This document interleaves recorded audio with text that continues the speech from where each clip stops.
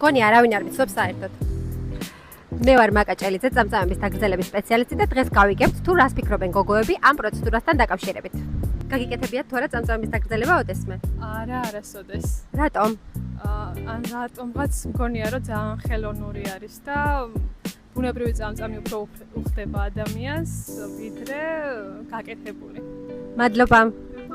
გოგოებო, ბუნებრივი წამწამი გირჩევნიათ თუ მოცულობითი? ბუნებრივი მოცულობითი. რომელს საერჩევდით დღეს უფასოდ რო გაგიკეთოთ პროცედურა?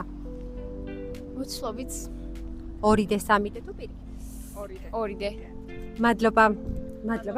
რამდენს გადაიხდით იდეალურ წამწამებში? მინიმუმ 60-70, რომ ანუ კარგი შედეგი მივიღოთ, სპეციალისტად თუ ვენდობით, რა თქმა უნდა, და რავი, ანუ გააჩნია. კი, ანუ იდეალურზე ელაპარაკე. ხო, იდეალურ 70-ს მაინც. ანუ 70 პლუსი. ხო, კი. ქონიათ თუ არა ცუდი გამოცდილება წამწამების დაგრძელებასთან დაკავშირებით? არასდროს არ გქონიათ. ანუ ყოველთვის კმაყოფილი ხართ? ისეთი შედეგი მივიღე, როგორც მინდათ. ბუნებრივი თუ პირიქით მოცულობითი? არ, ბუნებრივი ძირითადად. უღრმესი მადლობა. რომ გიჩვენოთ წამწამების დაგრძელების იდეალური სპეციალისტი, გაიკეთებდით? იდეალურ სპეციალისტთან დიახ. მიცნობთ? არა.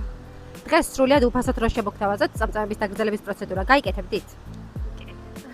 ძალიან დიდი მადლობა.